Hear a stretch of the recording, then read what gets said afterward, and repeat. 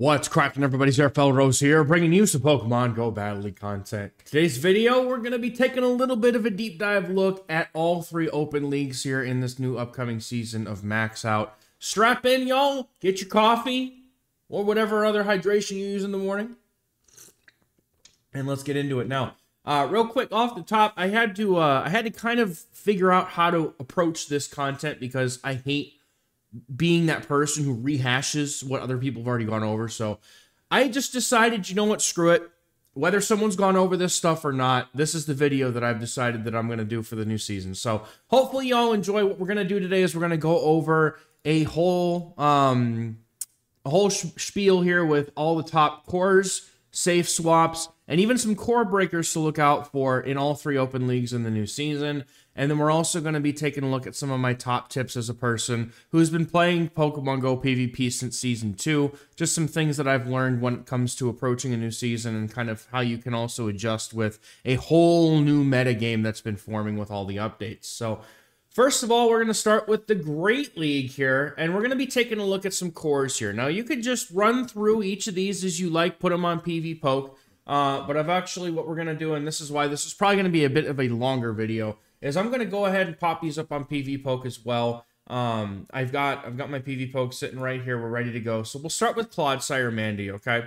So you can also kind of take this as an opportunity to kind of see how I do these things on PvPoke. If you're someone who maybe hasn't played the game as long, maybe you're just getting into PvP recently, and you're not, super well versed on how to use PvPoke to look these kinds of things up.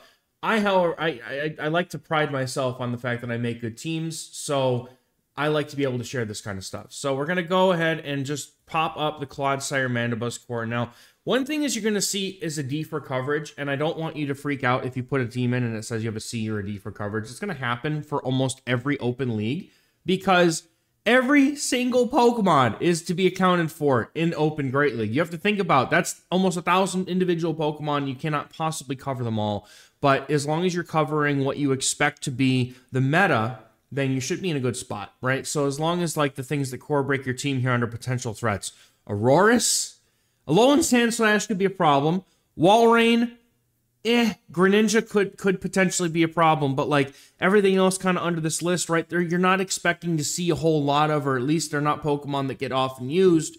So you could you could say that this is a good core and that we're not worried so much about dealing with these Pokemon. And if you do see them, you just kind of adjust and try to make sure that your third Pokemon maybe can handle some of these things. So one of the things that pops to mind here to deal with something like Aurora, Sandslash, Stunfisk could be, something like Feraligatr or something else, which we'll talk about some safe swaps in a minute. But this is where we can see our core, and you can see how the X's and the O's kind of bounce back and forth between Clodsire and Mandibuzz. That means that this is a pretty strong core that covers each other mostly, and that's what a core is for those who are unfamiliar with the term. A core is basically two Pokemon that cover each other's weaknesses very well. So Clodsire and Mandibuzz look to be very good. Poison and Dark has been a very strong core in this game for a very long time. So this kind of just as a sensical thing all the way back to the Nidoqueen and Dark type days back in like, what was it, season, I don't even remember anymore. It was like season 8 or 9, I don't even remember anymore. But yeah, so this core breaking, this is the core breakers right here. So this is kind of where I look at the team and see this is where I'm going to see the things that are going to core break this team. So right, you have to be careful with some of these Pokemon, right? Like especially Alolan Sandslash and Greninja. Those are two things that you're probably going to see. Now, I'm glad that hopefully Lantern isn't going to be seen anymore. We're going to have to see the final numbers. Obviously, we don't have final numbers as we're releasing this on Monday, and the new season is tomorrow. So we're not going to have final numbers until tomorrow. But this team having such a strong sense of coverage over the overall Great League, like actual expected meta, very, very strong, and I like that core. So now we can go ahead and look at the next core here, which is going to be Azumarill and the newly super hyper buffed Alolan Marowak. Now, Marowak, if it were up to me, I would run Shadow. Because Shadow, like, you already have a very glassy sort of Pokemon in Marowak. If you have a Shadow, use it. If you don't have a Shadow, it's okay. You don't need it. But the thing is that we have to keep in mind here, is that there are definitely some Pokemon that can core break this, but this Azumarill Ghost double, fire ghost sort of core is very strong outside of things like Feraligatr. Now, this is a Ice Beam Azumarill. I personally prefer to use Hydro Pump, so let's see how that changes things. So I have much higher preference into Hydro Pump. So that makes it a lot better into everything that's not named Feraligatr. And Feraligatr, while it does do very well into Azumarill, that matchup is a little bit more, it's a little bit closer than you might expect, right? And this is a non-Shadow Feraligatr. Non-Shadow Feraligatr only wins the 1s. Your Azumarill can win in the 0s and the 2s, so I would not be too scared to see a Feraligatr in the lead here if you were the Azumarill. And then if you keep this in mind as well, the Azumarill loses the 0s and the 2s against a Shadow Feraligatr, but wins in the 1s. So if you see Shadow Feraligatr, that would be a little bit scary. But I digress. I think that this team, aside from Feraligatr being literally everywhere, this team could do well in metas maybe where Feraligatr is not quite so common. So maybe you see for Halloween Cup, this could be a very strong, very strong core. But let's kind of shift over here to the other side. And we're going to take a look at a couple of cores here that I think are going to be, well, one of them is going to be one of the most RPS cores I've ever seen. Is going to be Jumpluff and Gastrodon. Now, the Jumpluff Gastrodon core, this is basically just Flyer Mudboy core. And this is something that we're all very familiar with the Whiscash Skarmory. This is basically like that now. But you can see how many things that Gastrodon can just destroy with Mud Slap Body Slam. It's actually kind of ridiculous. The new Mud Slap buff is looking to be quite nutty. Now, Jumpluff covers pretty much everything else except for Mandibuzz, right? Mandibuzz is not something that Jumpluff is able to consistently beat. Even though you're doing the Fairy Winds, Mandibuzz just gets to the Aerial Aces, and they actually do super effective versus Jumpluff going for Aerial Ace and it doing neutral. So it doesn't really bode well for Jumpluff. So Mandibuzz would be a good core breaker to this particular core. And Jumpluff is neutral into itself and then destroys Gastrodon, right? I'm pretty sure the Mud Slaps actually heal an opposing Jumpluff, if I am not mistaken. But if you look at the actual list, right? So basically, your core breakers here are going to be flyers that also beat Jumpluff, basically. So you see things like Drifblim, Togetic, Talonflame, Galarian Moltres, and Mandibuzz are all those like flyers that beat Jumpluff, right? So you also have Abomasnow, which is the grass ice type. That's going to be a very good core breaker against this particular team. But with how common something like, actually, Abomasnow would be a good core breaker into the Clodsire Mandibuzz core as well. You just have to be careful about eating Stone Edges and super effective damage from that. But still, that Jumpluff Gastrodon core is actually ridiculously good, and I think that it's going to probably overtake a lot of the meta just because of how bulky that team is with how oppressive Mudslap is going to be. But let's look at a bit more of a fun core, and this is actually the one that I might be looking to run on day one just because I love Ariados. Ariados is one of my favorite Great League Pokemon just because it's a spider, because it's got, spammy moveset. It's so much fun to use. And it's got Trailblaze now, which actually doesn't mean, it means that it has coverage for the ground types that typically resist the poison damage. But it also has, especially Mudboys, right? But other water types that could be an issue. Like we're going to see Feraligatr is an issue. But here we have two things that beat Feraligatr because, boy, those Trailblazes hurt a lot. So Feraligatr not going to have a good time here. I actually think Ariados wins charge attack priority. Ariados wins all evens and wins charge attack priority by like a point. So it's a very close, maybe IV dependent CMP tie. But if you win it, your Trailblazers are straight 5 as their Hydro Cannons are straight 5. So you win this matchup in all evens if you're the Ariados.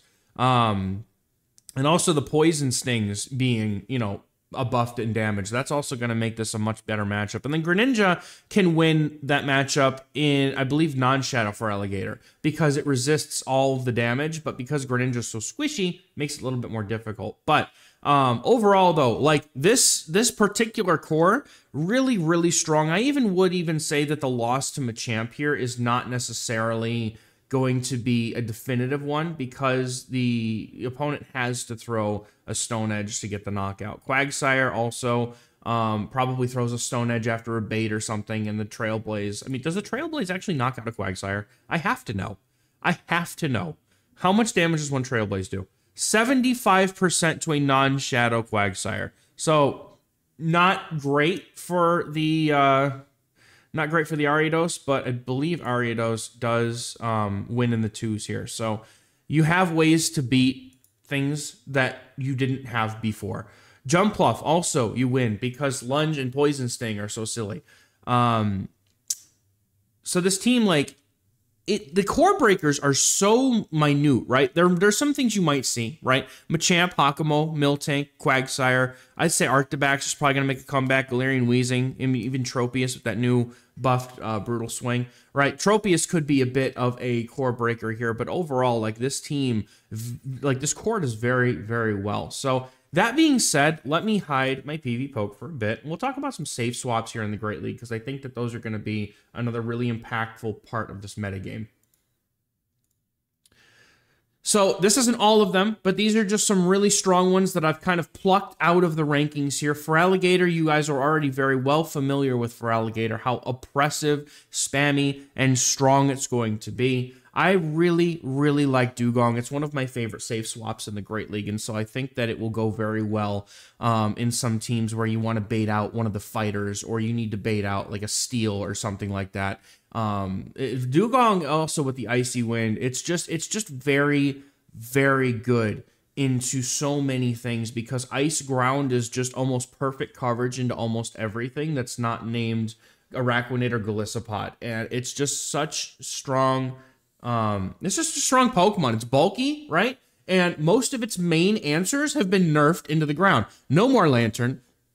No more Annihilate. Poliwrath is probably not going to be very common in the Open Great League, right? So you know you're dealing with, like, Feraligatr is one of your hardest counters, I guess. Right? Like, Dugong just looking very, very strong in this new meta. And then Homoslice Henry put up his video a couple weeks back about some stuff in the new meta, and he highlighted Quillfish, and I like that a lot, because the added damage that's coming from Poison Sting, it adds up, believe it or not. With a 2-turn move, it'll add up very quickly, and that also means that, especially for Quillfish, having such a good repertoire of moves being, you know, Aqua Tail, Ice Beam, Sludge Bomb, and it's got more, and I know I can't think off the top of my head, but it's a very, very good pick here in the Great League as a safe swap. Dunsparce with the buffed rollout, even though Rock Slide has been nerfed, I would say that the rollout buff kind of cancels out the Rock Slide nerf, and because they're both damage. Rock Slide's extra damage will probably make up for the Rock Slide, or you know, rollout's extra damage will make up for the Rock Slide damage that is missing. And then Drill Run's just, again, good cover, just like Dugong. But because of the normal typing, it's going to be a very good answer to something like Feraligatr, which is usually dependent on, you know, hitting with hitting with the Hydro Cannons, but also getting farm or doing a lot of good fast move damage with Shadow Claws. It negates that fast move pressure, kind of like how Lickitung used to, but you have Dunsparce instead. And then Sableye is a tried and true meta monster, and I will point out real quick that because of the Power Gem buff, it is now permissible, I would say, to even build a non-shadow, non-purified Sableye. Or if you have one already built, I would still personally prefer having the coverage of return, but it's not mandatory anymore because Power Gem is now going to expected to be a much more decent move. But Shadow Sableye, I feel like, is going to be the biggest winner of that particular move change, but I would still not safe swap a Shadow Sableye just because of how frail it is. But there are definitely going to be some people who safe swap the Shadow Sableye, and it could work, and it's very, very hard hitting, so you might have a good time using it. But let's talk about now some core breakers in this Great League meta that I think could rise up to counter some of the more popular things that we're going to see in this meta. Goodra is a all-around Swiss Army knife kind of Pokemon. You can safe swap it, you can lead it, you can close with it, you can do whatever you want with it, but it's going to be very, very strong. And the reason why is because it has Thunder Punch to be able to hit the, the flyers and things that may come in on it. And then it also has Aqua Tail for almost everything else. And even when those moves are resisted, Dragon Breath is such a good, strong, fast move that you really don't care, because even if you're doing little chip damage, those Dragon Breaths will also wear an opponent down. So even when your charge moves are resisted, that Dragon Breath damage is going to be putting in work. And speaking of something that resists all of Kudra's damage, Ferrothorn is expected to be a pretty strong core breaker to something like the Clodsire Mandibuzz core. And the reason why I say that is very highly dependent on the Metal Claw buff, because if we get +2 energy, Metal Claw is going to be an extremely busted steel fast move. And even without it, right, even without this Metal Claw buff, Bullet Seeds giving all that energy to the Ferrothorn allows it to hit for those Power Whips and Thunders. It has the damage to break a lot of strong cores in this meta. So I think that Ferrothorn might see a comeback. Drifblim is another Pokemon that I love to use, especially when it got Mystical Fire. Like, I instantly built my Ultra League Shadow, and I also was like, let me use this thing in basically anything that I can. And then like Mandibuzz got really popular again, and then we had just a whole plethora of like normal types and things that just kind of beat it down. Most of its hardest answers are gone from the meta now. So like no more Lantern, no more Lickitung, no more, you know, like for Alligator is going to be there obviously, but you have Shadow Ball and your move of choice of Mystical Fire or Icy Wind. Like you have moves that are going to be able to do similar to what Dugong does, and then it's going to be able to get the debuffs, and then you have a harder hitting move in Shadow Ball. And Drifblim is it's just so good in neutral situations though, where it's not, you know, getting shredded by super effective damage. So I like that. I like Drifblim in this meta coming up, and I think it could do very well. Empoleon. Yes, Steel Wing has been nerfed, but coffee time. Hear me out here. Metal Claw, okay? Metal Claw, currently, we'll even go pop up PV Poke here and we can take a look at this together, okay?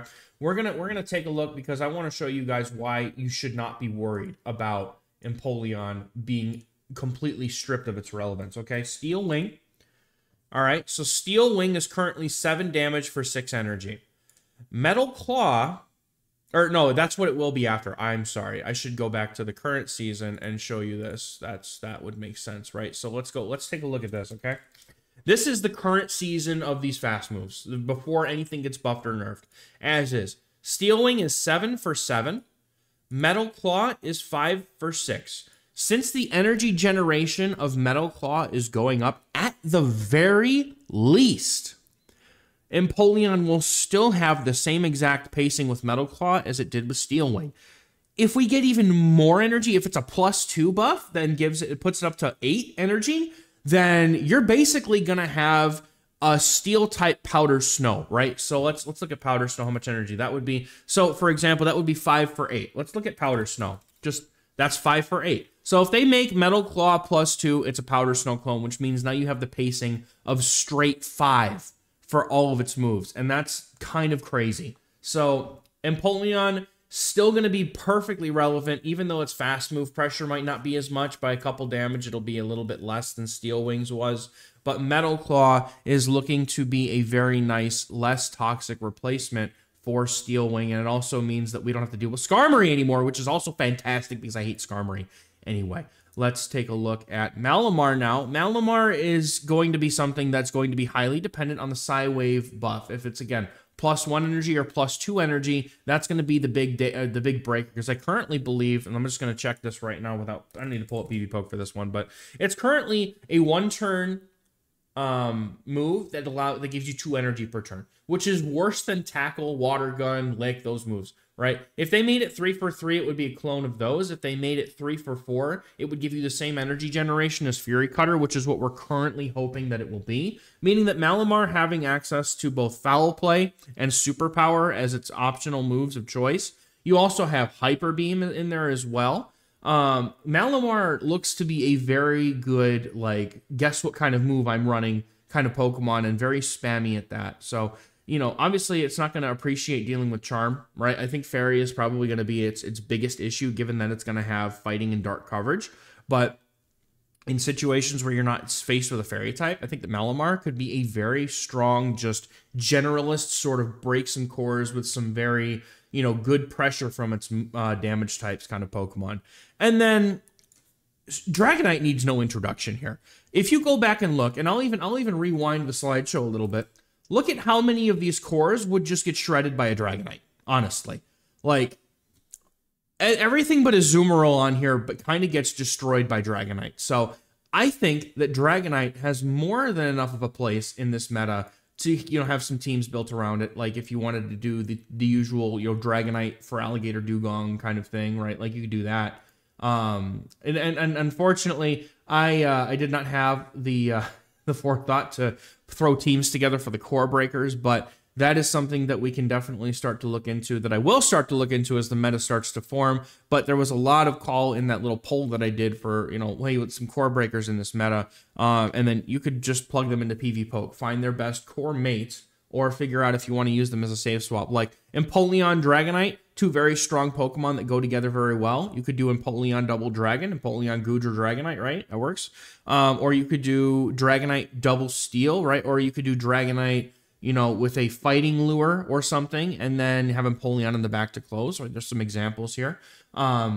Just stick them in PvPoke, screw out the team builder a little bit. And before we move on to Ultra League, I just want to throw this out there, because if you're still watching, then you're probably invested, and I appreciate you for being here so long, as we're about almost 21 minutes into this video. Please consider checking out the Patreon and YouTube membership links in the pinned comment description. Those are the ways that I get support for this channel and for my family. That whole thing kind of works out that way. But a couple of the newer perks that we're going to be looking into the new season is, by the time you have watched this, I would have probably already done it or am doing it, but I'm going to be updating my list of all Pokemon that I highly recommend building for each format and league. But I'm also going to be doing a exclusive look at all of the upcoming formats and metas for this season, and some example teams and really good Pokemon that look like they're going to be like must-haves for this format, so you can get them ready early. That's going to be an exclusive thing for my Discord and Patreon YouTube members, so please consider doing that if you're interested in supporting the channel and want some additional exclusive perks for that. Also, I'm going to be doing more YouTube member / Patreon member exclusive live streams, hoping to do at least one a week, but at the very least, we're going to do one a month. So if you're interested in getting exclusive live streams as well, please consider. All tiers will get that bonus. But let's move into the Ultra League now that I've shielded myself long enough here. So Ultra League, coffee time. I had to let this one sit for a minute, man, because Ultra League it's both changing and it's kind of not. Zygarde is now listed as the #1 Pokemon on PvPoke, and its best core mate is going to be Feraligatr. And in Ultra League, I would say that you probably prefer to have Shadow Feraligatr in just about every single situation. However, a normal Feraligatr will still suffice. You will just have, obviously, you'll be missing that extra oomph from your hits and your damage.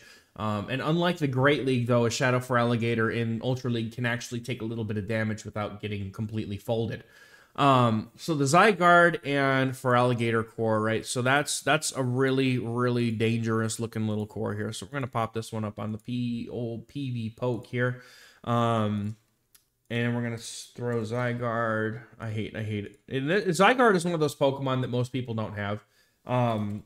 Or, maybe you have it and you bumped it up to Master League like I did. You could certainly drop for our Zygarde for quite a lot of things. But look at how disgustingly good this core looks, dude. Like, there's almost nothing on here that can beat these two Pokemon.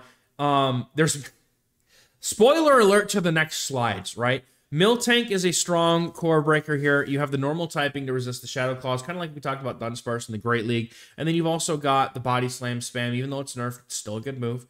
And you're going to also have Ice Beam coverage for the Zygarde, which is why Miltank is something else that Homeslice Henry popped up in his one of his videos for. Now, Regice.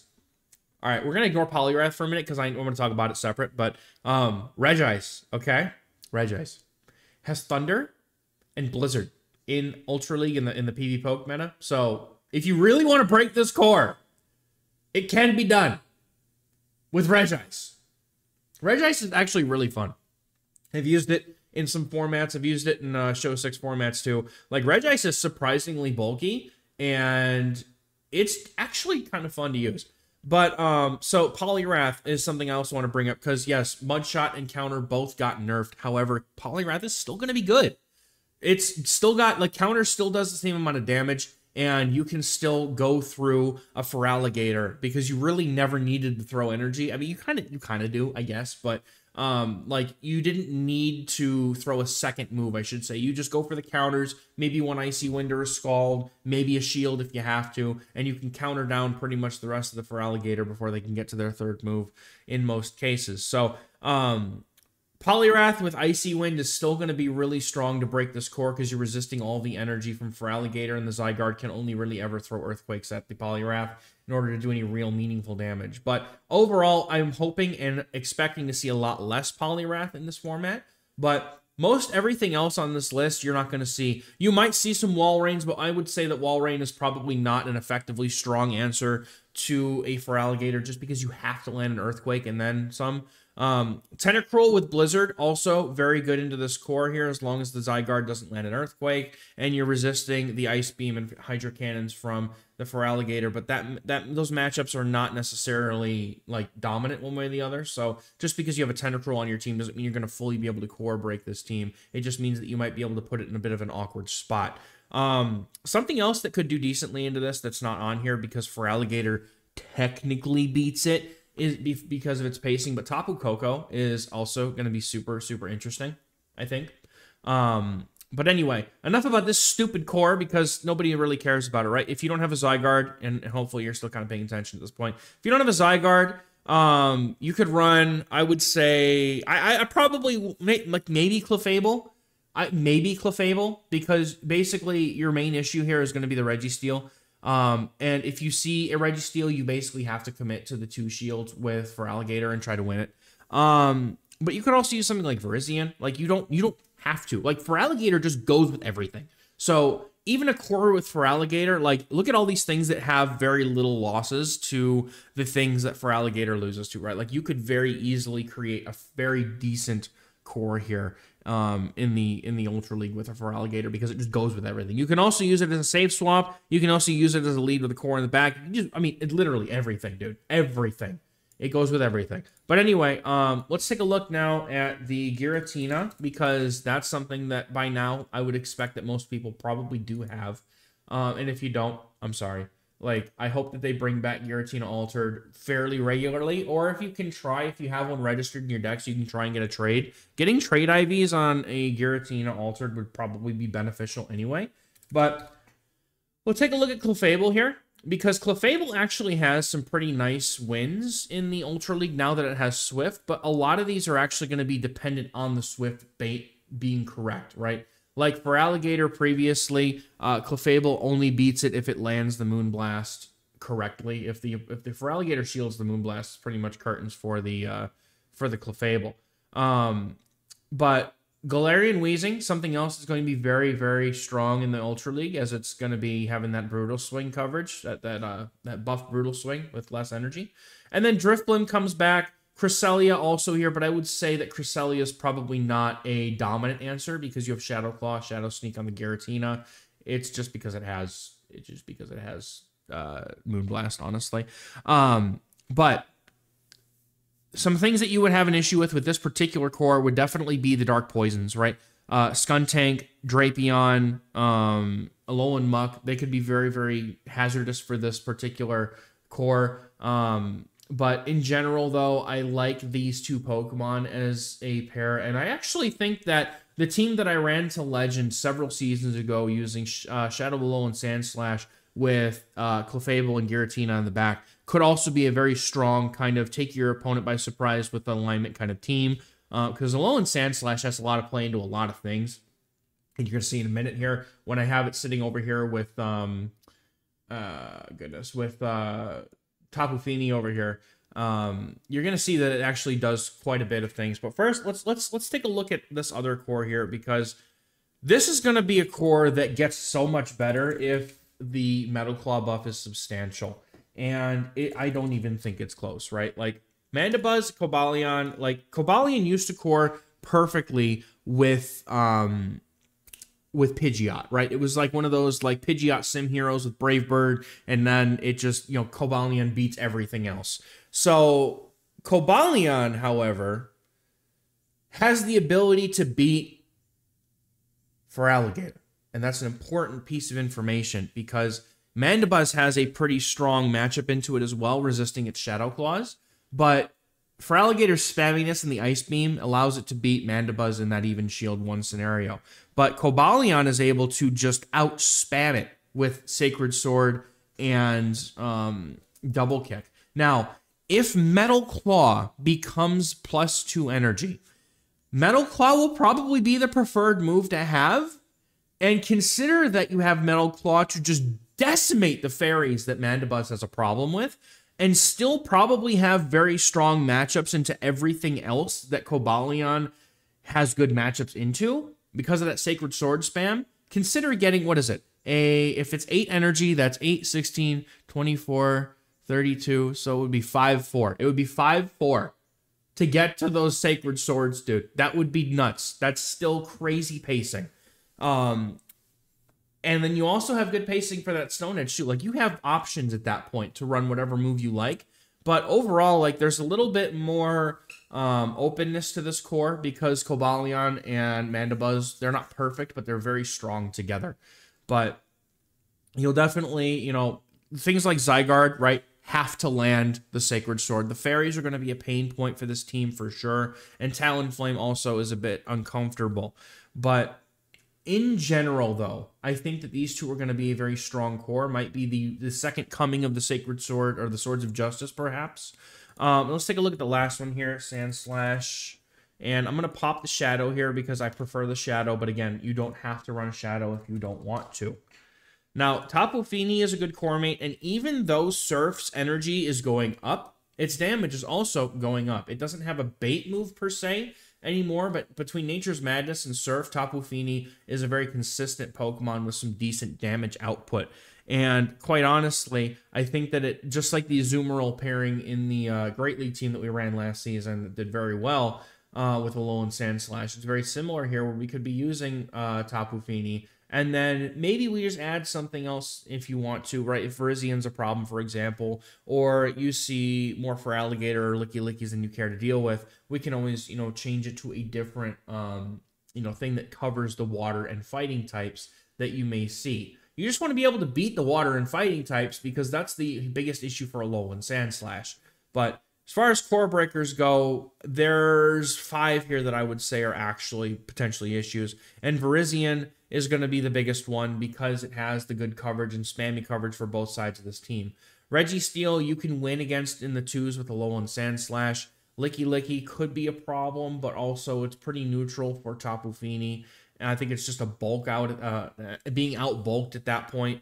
Feraligatr, because it's resisting the water guns and it outpaces the Alolan Sandslash like a lot, could be a problem. And Gastrodon is not something I would expect to see a lot of. And after that, the entire list is like, I highly doubt you're going to see it. So that being said, let's take a look at the safe swaps that we've kind of picked here in the Ultra League.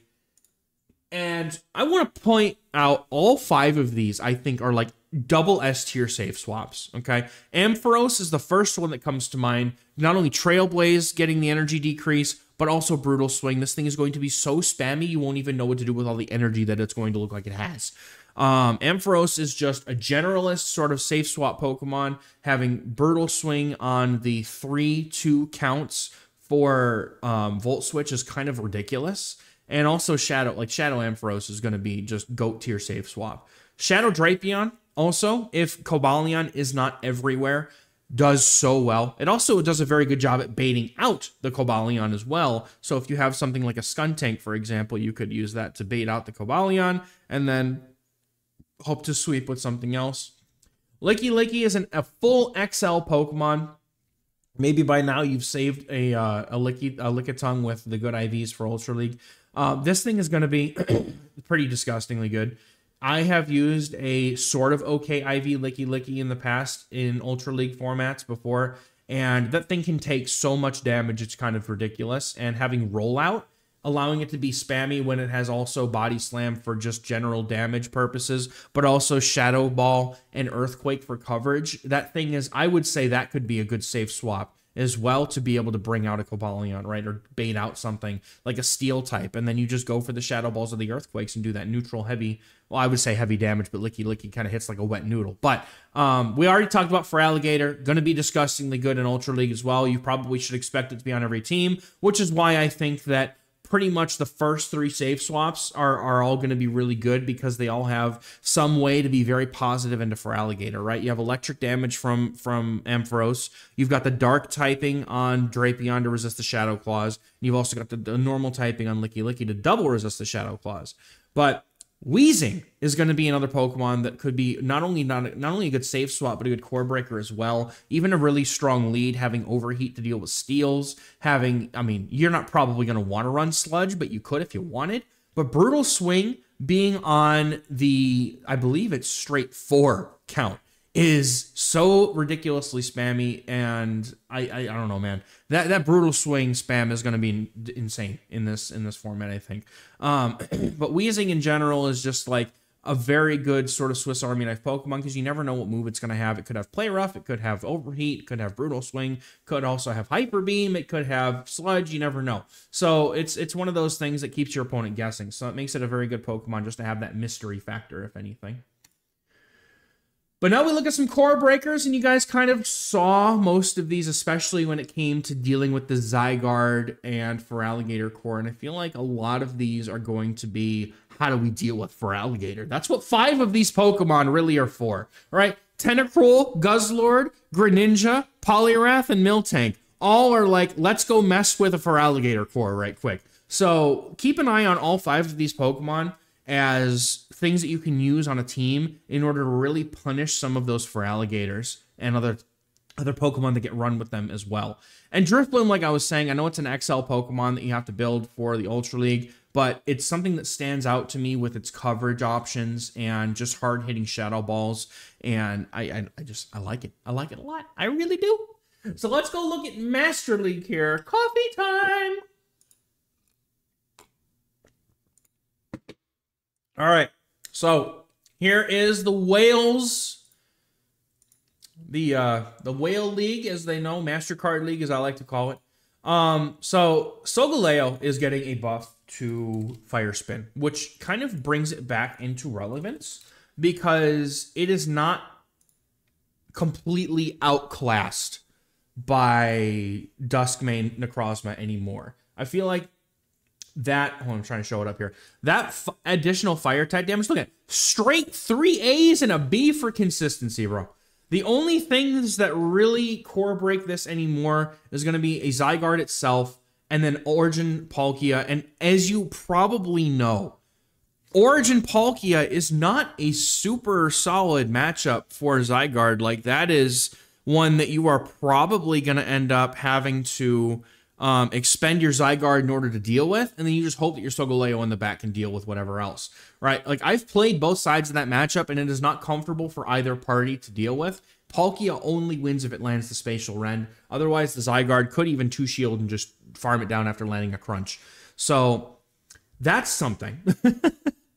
So let's take a look at the core breakers. Again, it's literally just Palkia and Marshadow and then Zygarde. So this is going to be the top core in the entire Master League at this point in time. It's a little bit more alignment dependent, but you could certainly use something like Necrozma Duskmane. But look at this. Look at this. In the ones, Necrozma Duskmane no longer beats Solgaleo because of that Fire Spin damage. It now just wins. Now, you can still win the 2s with Duskmane, but Solgaleo controls this matchup for the most part until you get to 2-shield situations. And even then, right, that's still, you know, your Zygarde can still do well into the Duskmane due to its bulk and due to the fact that it has Crunch and usually has Earthquake as well. So, yeah, this is going to be, I know we're in pay-to-win territory by this point, right? And if you don't have a Solgaleo, you could certainly use your Duskmane. Like, most of you probably are going to have the Duskmane. Rather than having the Solgaleo. I know that that's like, Solgaleo is basically mythical, even though it's a box legendary. But like, you could still run You could still run Duskmane, and you're going to be even more well off. Honestly, this is probably a little bit more consistent, but is also a little bit more alignment dependent, right? Like, so you could, and if you have the Solgaleo as well, Solgaleo with these two is just crazy. All right, it's just crazy. So you could use your Duskmane save swap, pop your Solgaleo in the back, and your Zygarde in the lead. Now, this is for those of you who have the Zygarde. Let's look at some less expensive. I say less expensive like it matters, right? So the Florges, and this could go with most fairies, and Therian Landorus. Oh, I know, Landorus Mudshot got buffed or got nerfed. It got nerfed. It's irrelevant now, right? No, absolutely not. Your Therian Landorus is still worth the amount of money and XLs you put into it.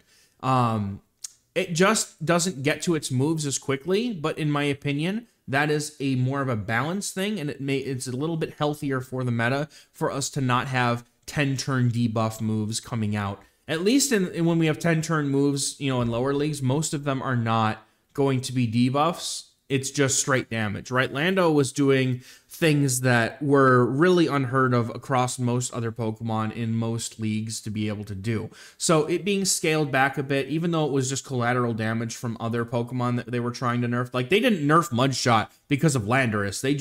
It just happened to be something that got caught in the crosshairs. But I still think that this is a healthier change because it means now that Landorus is not just so like 1, 2, 3, 4, 5 debuff. Like, it was like Nidoqueen, right? 1, 2, 3, 4, 5 debuff. Like, it's a bit easier to navigate the meta now without Landorus being so common, and it's going to be overshadowed by another ground type that we're going to talk about in a minute.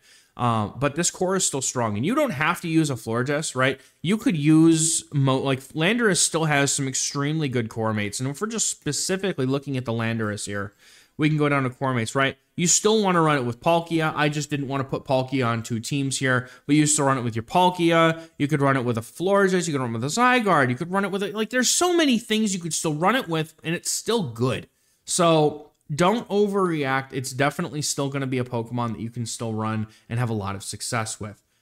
Speaking of Pokemon that you can now run and have a lot of success with, Rhyperior is now basically taking the place of Landorus just in general. And I would like to highlight Rhyperior here as something that is going to be dominant in GBL this season, right? Palkia here is going to be the best option for Rhyperior to core with.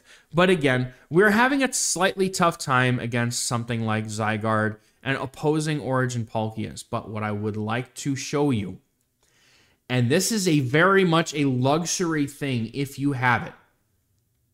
We're gonna change this real quick to Shadow Rhyperior, and we're just gonna take a look at the differences in just the ones that Rhyperior gets. Okay, it beats Palkia, both forms, has a much heavier win on Xerneas, Duskmane, loses a little bit more to Solgaleo, but in general, this thing, let's up the scorecard. Let's see some more things here in the Master League that you can beat now, because now you have a ground type that has the rock coverage and has good other coverage like Breaking Swipe, but doesn't lose to Ho-Oh if it's down, you know, energy or a shield, right? You now have something that cores with Palkia but also beats Ho-Oh, so Ho-Oh is going to have a very tough time navigating in this format, I feel.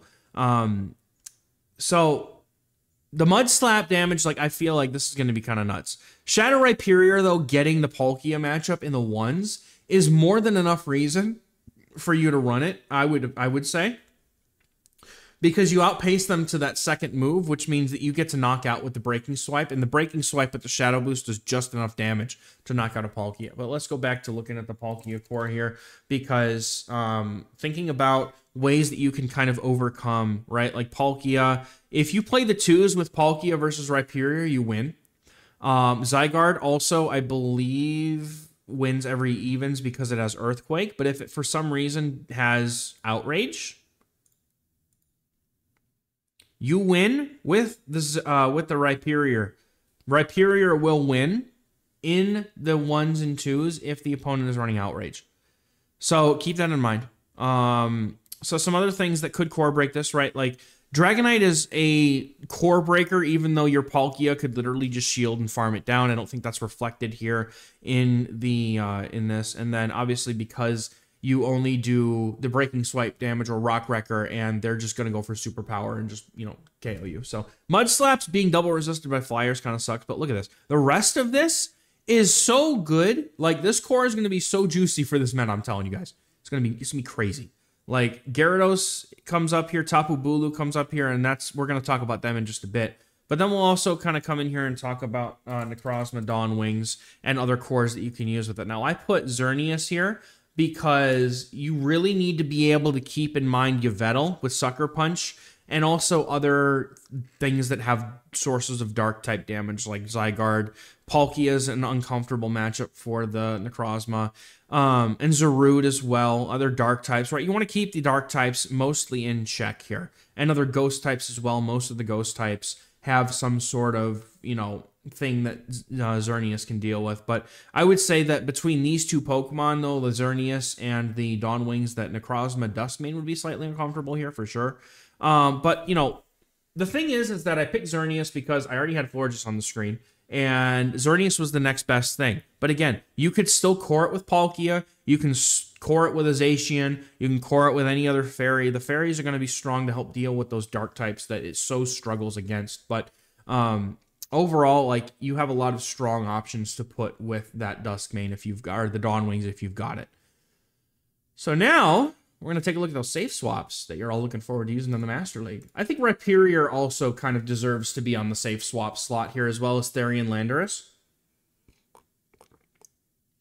They're both very good at what they do. And while, you know, Landorus is going to be a little bit less good at what it does, and Rhyperior, you know, maybe somebody has a way to hard counter a Rhyperior, like with a Zarude or something. It's still going to be overall very strong and neutral with its damage types. So Yveltal with Sucker Punch, I would like to highlight that because I think that at some point, somebody's going to decide we don't need Dark Pulse anymore because we have enough dark type damage with Oblivion, or with Sucker Punch. And they're going to go for Focus Blast, Oblivion Wing, and I'm going to be here for it. So between those two moves, there's not a whole lot that Yveltal will struggle with, I feel. Aside even from fairies, like, you can still go for Oblivion Wings. And fairies, like, are going to be your main draw here. So, like, if you're trying to draw out a fairy type for maybe another dark type, then Yveltal is going to be a good way for you to do that. Zacian has always been just such a good, you know, Swiss Army knife of a Pokemon, having access to Play Rough, Wild Charge, a close combat, and also being able to switch between Quick Attack and Snarl. It also has access to Metal Claw, which is something that you should also keep in mind. Again, if that move gets a +2 energy buff, it's going to be pretty huge for Zacian. Also going to be huge for Dialga, and even Necrozma forms as well, having Metal Claw if it's going to be that good of a move. Especially on, I mean, Shadow Claw, like, is still overall going to be a better damage, like, offensive typing, but it's still something that, like, again, if you're in a specific situation where you know that you're going to see a lot of fairies, right, maybe you just want to switch it. But Dialga, always been a tried and true safe swap, as well as Mewtwo. I feel like those two are just kind of here because they deserve to be here. And then Necrozma, Duskmane, we've seen plenty over the last season. This thing is an absolute terror with the threatening move of Sunsteel Strike. So, again, if you have one built, it's going to be very, very fun and strong to use. Now, the thing I want to look at here is Corebreakers in the Master League. Now, I'm not 100% sold on Ho-Oh, but I felt like it deserved to be mentioned here just because it's Ho-Oh and it always finds a way to be good somehow.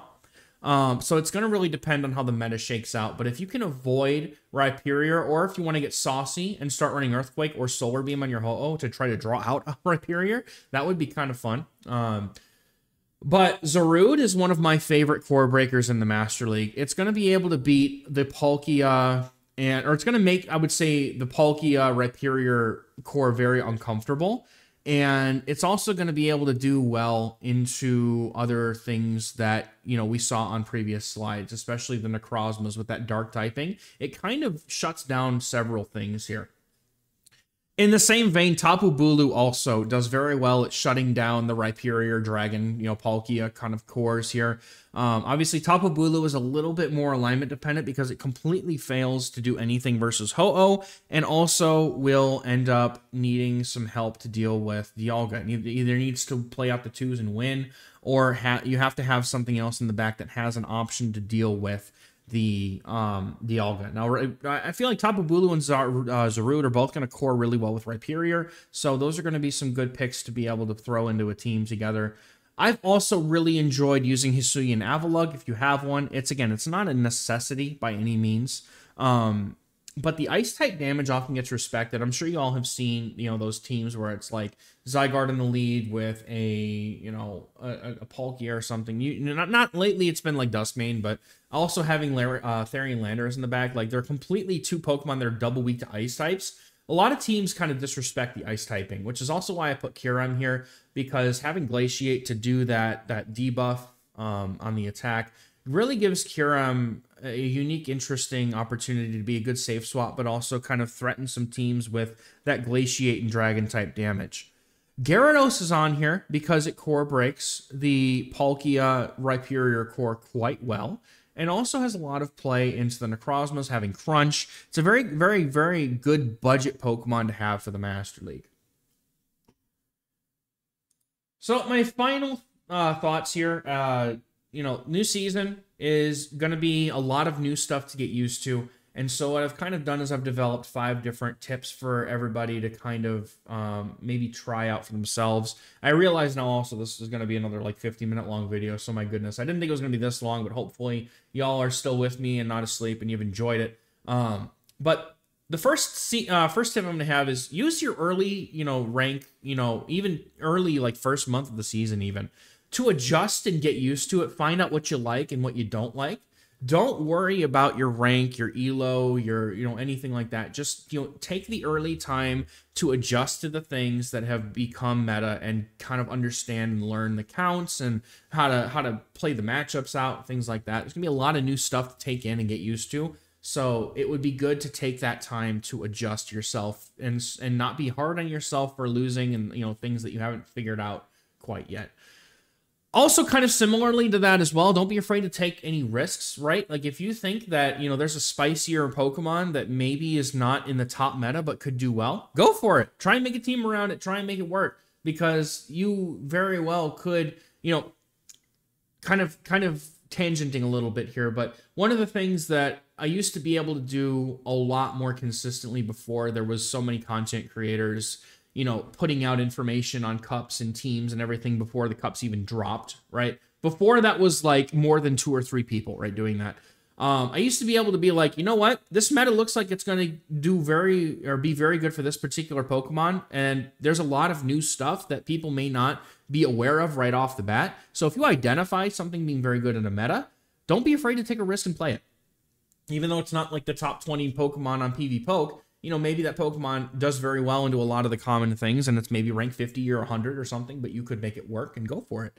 Number 3 is more of a just general tip rather than one specifically for the season, but always, like, if you are trying to improve and you're trying to make that jump to the next level of your gameplay, the best thing that you can do is record your games and reflect on those losses that you may have had and look and see what could I have done to make this game turn out differently, either a closer loss or even a win in my favor. And always look to blame your own gameplay and self before you blame the game or you blame your opponents for, and don't get me wrong, there are definitely going to be games where you get team comped into oblivion. You can blame the person all you want, but at least, take a look at the way the game was played first and just be like, all right, was there anything? And if there was, then you make the adjustment and try to remember for next time. And if there wasn't, then you know what? Screw the lag, screw the poorly coded game, and screw the RPS Pokemon that the opponent played. Honestly. All right. Number 4 is gonna, again, we have a lot to take in, a lot of new move counts to learn, a lot of new Pokemon that are going to be coming into the meta that we maybe aren't familiar with. Don't try to do everything at once. Just focus on maybe a few Pokemon at a time to memorize maybe things that you're going to see often, or maybe things that you're using yourself and you want to memorize that stuff by using them yourself. And then afterwards, go ahead and, move on to the next thing after you've kind of got familiar with it. And then the 5th thing, because we have so many new things that we're going to want to build, and myself especially, I would say plan out your expenses, your Stardust builds, and kind of prioritize things on the list. And don't build something unless you need it or, there's a good reason for it, right? Because that way, you have your projects, say, look, I really want to play my Yveltal this season, but I need some Stardust to do it. Then make sure you put that on your planner and use that planner to kind of, make sure that you're building things in the priority that, in the order that you want to make them, right? Because that way you're not spending dust on things for no reason, or maybe you're not spending things when you're tilting, right? I'm so bad at that. Spending my Stardust when I'm tilting because I just want to get a win. So those are going to be my 5 tips. That was a long video. Thank you all who actually like stuck around and watched this whole thing. Hopefully you guys got some good information out of this. I'm really looking forward to the new season. And just a reminder that our stream schedule has changed. I'm now streaming on Tuesday, Thursday, and Saturday, 6 p.m. Eastern. And then doing the variety games on Wednesday, 6 p.m. Eastern. So that's going to do it for me for today, guys. Thank you very much for watching this super long video. Way longer than I thought it was going to be. And I'll catch you guys in the next one. Bye-bye.